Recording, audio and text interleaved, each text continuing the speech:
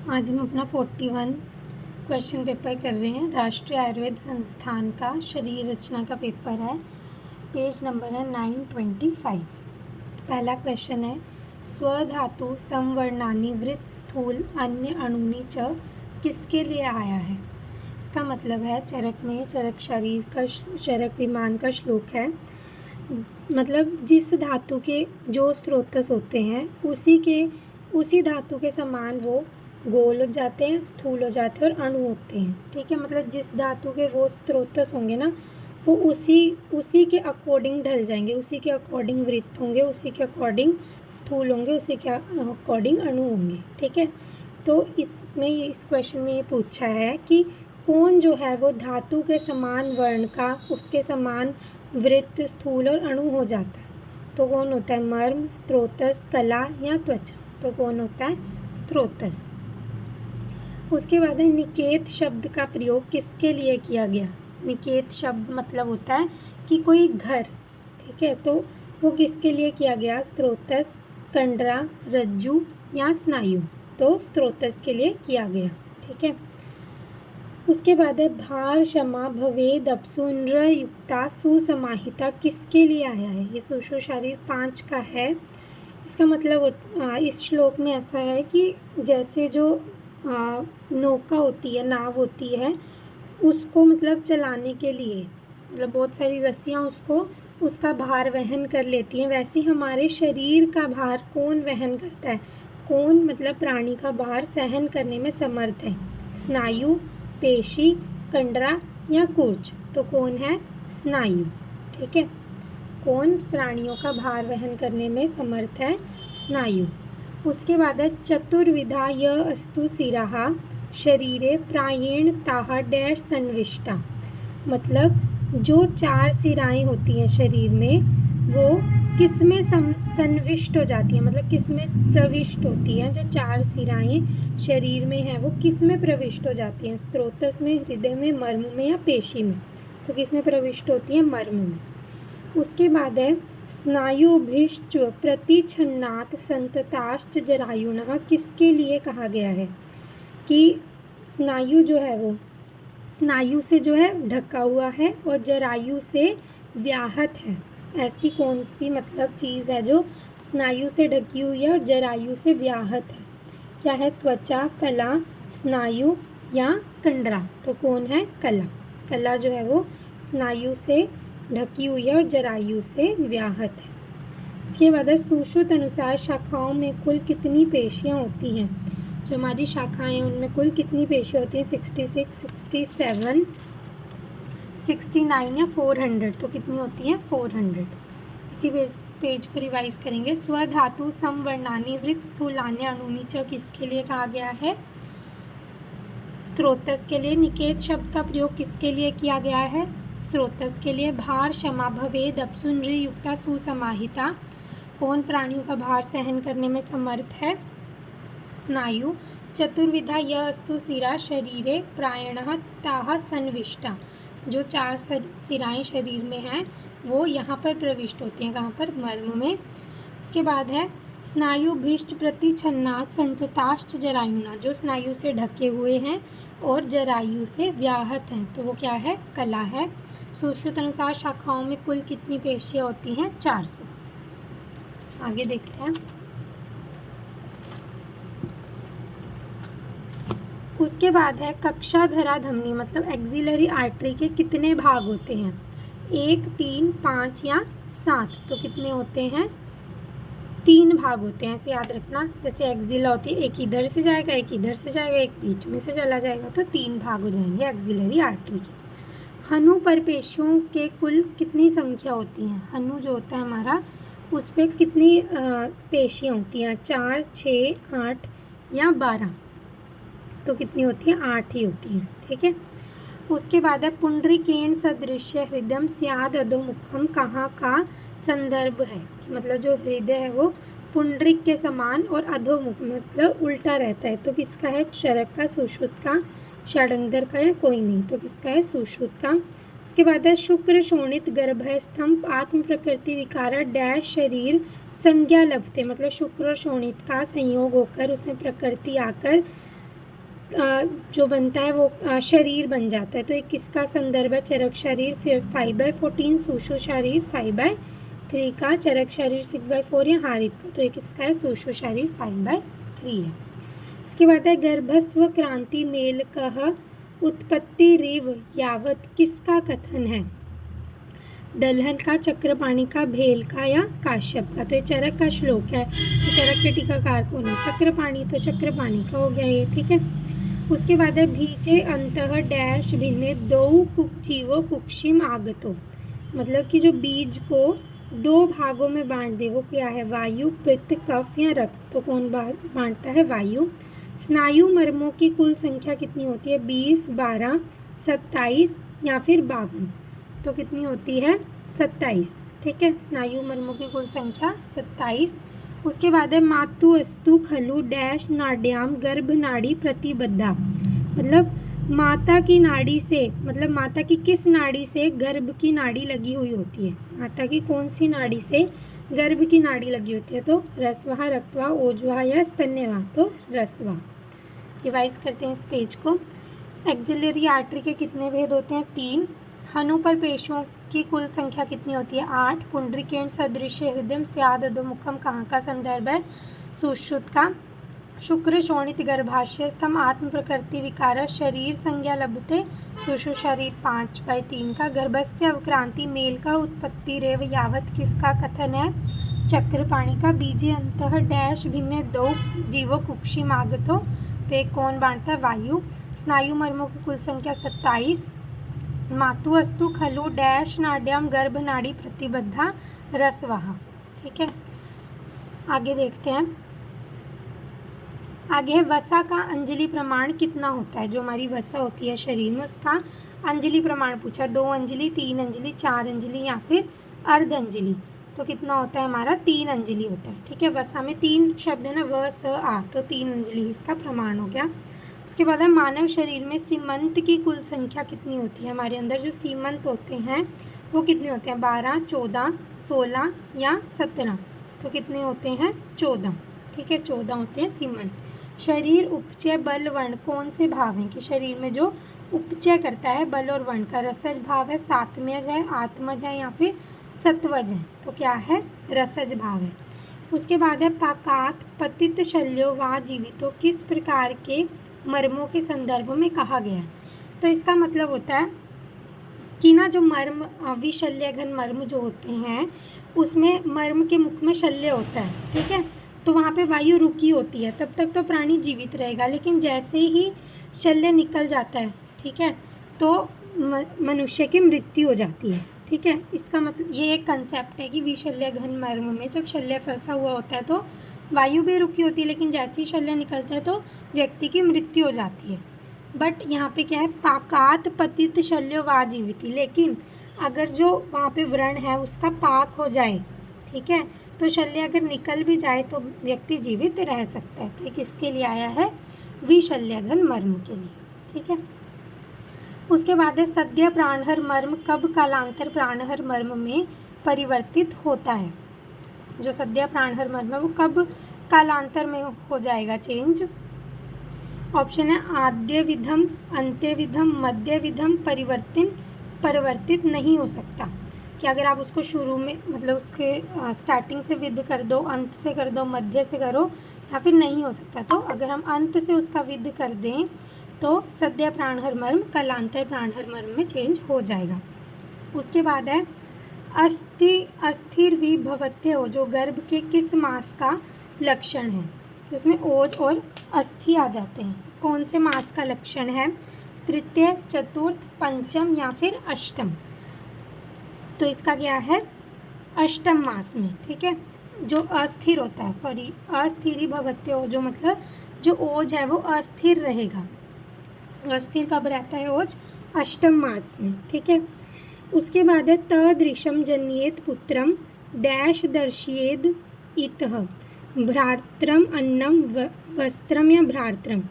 मतलब इसका मतलब है कि जब ऋतु स्नाता होती है स्त्री, तो जिसे देखती है उसी के अनुसार जो उसकी संतान हो जाती है, इसीलिए उसे किसको देखना चाहिए कि उसके अनुसार उसकी संतान हो, तो किसको देखना चाहिए, अपने पति को देखना चाहिए, और पति को क्या बोलते हैं, भर्तार बोलते हैं। ठीक है। उसके बाद है आचार्य सुश्रुत ने प्रकृति का वर्णन किस अध्याय में किया है। सुश्रुत ने प्रकृति का वर्णन किस अध्याय में किया, सुश्रुत शरीर 3, 4, 5 या फिर 33, तो किस में किया है, 4 में। ठीक है, रिवाइज करते हैं। वसा का अंजलि प्रमाण कितना होता है, 3 अंजलि। मानव शरीर में सीमंतों की कुल संख्या कितनी होती है, 14। शरीर उपचय बलवर्ण कौन से भाव हैं, तो कौन से हैं, रसज। पाकत पतित शल्य वाजीविता किस प्रकार के मर्म के संदर्भ में आया, विशल्य घन मर्म। सद्य प्राणहर मर्म कब कलांतर प्राणहर मर्म में परिवर्तित हो जाता है, अंत्यविधम। अस्थिर भवत्य ओजो गर्भ के किस मास का लक्षण है, अष्टम मास का। ता सदृशम जन्येत पुत्रम डैश दर्शेत, तो इसका क्या था, भर्तारम। आचार्य सुश्रुत ने प्रकृति का वर्णन किस अध्याय में किया, सुश्रुत शरीर 4 में। आगे देखते हैं। सुश्रुत अनुसार मानव शरीर में कुर्चों की कुल संख्या कितनी होती है, मतलब कुर्च मानव शरीर में कितने होते हैं, 6, 4, 8 या फिर 14, तो कितने होते हैं, 6 कुर्च होते हैं। ठीक है, ऐसे याद रखना, हमने 6 बजे कुर्चना है। ठीक है। उसके बाद है आचार्य सुश्रुत अनुसार मानव शरीर में कंडराओं की कुल संख्या कितनी होती है, जो हमारे अंदर कंडरा है वो कितनी होती हैं, 10, 12, 14 या फिर 16, तो कितनी होती हैं, 16। ठीक है, सीमंत कितने थे, 14, और कंडराएं कितनी हैं, 16। सुश्रुत ने गर्भ में मन की उत्पत्ति किस मास में मानी है, कि मन जो है वो कौन से मास में आता है, 5वें, 6ठे, 7वें या फिर 8वें, तो किस मास में आता है मन, 5वें मास में। ठीक है। उसके बाद है गंधाद दूध विजते शुभात किसका लक्षण है, कि जो सुगंधता से भी त्रस्त होती है, तो वो कौन होती है, आसन प्रसवा, ऋतुमती, प्रजायनी या गर्भिणी, तो कौन होती है, गर्भिणी। उसके बाद है ऋतु अस्तु डैश भवती दृष्ट आर्तवः, मतलब कि ऋतुकाल के पश्चात, ऋतुकाल मतलब जो होता है ऋतुकाल में आर्तव के बंद होने के बाद कितने दिन का होता है वो, पंचरात्रम, द्वादशरात्रम, षोडशरात्रम या सप्तरात्रम, तो 12 दिन का होता है। ठीक है। उत्तानी शरीर में कहाँ स्थित होता है, उत्तानी शरीर में कहाँ स्थित होता है, ग्रीवा, पृष्ठ, अग्रबाहु या फिर प्रपद, तो कहाँ पे स्थित होता है ये, अग्रबाहु में। If a tumour develops in anterior pituitary which part will be affected, अगर ट्यूमर एंटीरियर पिट्यूटरी में है तो कौन सा पार्ट इफेक्ट होगा, थैलेमस, ऑप्टिक चियाज्मा, हाइपोथैलेमस या फिर कॉर्टेक्स, तो कौन सा होएगा हमारा, ऑप्टिक चियाज्मा। ठीक है, एंटीरियर पिट्यूटरी में होगा तो कौन होगा, ऑप्टिक चियाज्मा अफेक्ट होगा। उसके बाद है ankle jerk test is done by L1, L2, L3, L4, S1, S2, S3, S4। Ankle jerk किससे होता है, किससे होता है, S1 और S2, सैक्रल से होगा। ठीक है, रिवाइज करते हैं। सुश्रुत अनुसार मानव शरीर में कुर्चों की कुल संख्या कितनी थी, 6।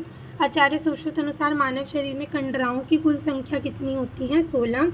सुश्रुत ने गर्भ में मन की उत्पत्ति किस मास में मानी है, 5वें में। गंधाद द्विजते शुभात किसका लक्षण है, गर्भिणी का। ऋतु अस्तु डैश भवती दृष्टार्थवः द्वादशरात्रम, उत्तानी शरीर में कहाँ स्थित होता है, अग्रबाहु में। If a tumour develops in anterior pituitary which part will be affected, optic chiasma. Ankle jerk test is done by S1, S2। उसके बाद देखो which muscle is not attached to radius, radius पे कौन सी मसल नहीं होती, brachialis, supinator, ब्रोंकोरेडियालिस या फिर प्रोनोटर terrace, तो कौन सी नहीं होती हमारी, ब्रेकियालिस नहीं होती। Erb's palsy is related to injury of upper trunk of brachial plexus, lower trunk of brachial plexus, posterior cord of brachial plexus या फिर medial cord of brachial plexus, तो इसका आंसर क्या आएगा, upper trunk of brachial plexus अगर होगी वहाँ injury तो ऑब्स पैरालिसिस हो जाएगा हमें। विच structure is not present in inguinal canal, deep circumflex femoral artery, spermatic cord in male, round ligament of uterus in female या फिर इलियो इंग्वाइनल नर्व, तो कौन सा नहीं होता, डीप सर्कमफ्लेक्स femoral artery नहीं होती।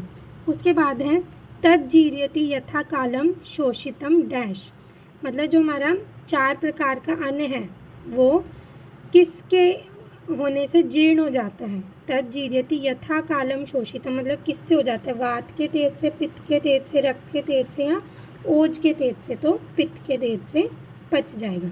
उसके बाद है डैश वक्ष्यमाणी एशम प्रत्यंगम विभाग उक्तः, तो इसका क्या है, स्त्रोतांसी, कलांसी, पचांसी या फिर आश्यांसी। इसका क्या है, स्त्रोतांसी वक्ष्यमाणी मतलब स्त्रोतस का वर्णन तो ये आगे करेंगे और यहाँ पे प्रत्यंगों का वर्णन कर दिया, ठीक है। उसके बाद है posterior wall of rectus sheath below the arcuate line is formed by external oblique aponeurosis, internal oblique aponeurosis, fascia transversalis या फिर ऑल ऑफ द अबव। तो इसका क्या आएगा, फेशिया ट्रांसवर्सैलिस, ठीक है। रेक्टस शीथ की पोस्टीरियर जो वॉल है वो किससे बनती है, फेशिया ट्रांसवर्सैलिस से।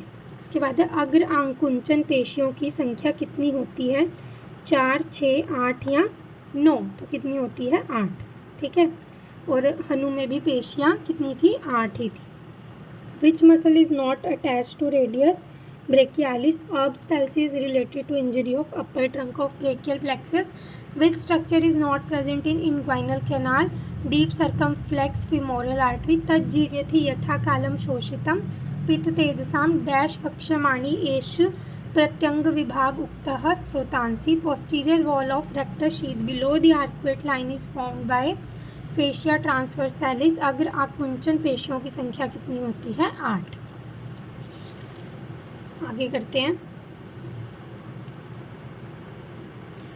एक रोगी की जीभ सभी रसों का ज्ञान का कार्य कर रही है, मगर जीभ के अग्र भाग में मधुर रस के ज्ञान का अभाव हो गया। इसका संभावित कारण हो सकता है, एक ही ऑप्शन है वही सही है इसका, कोर्डा टिम्पैनी नर्व में आघात।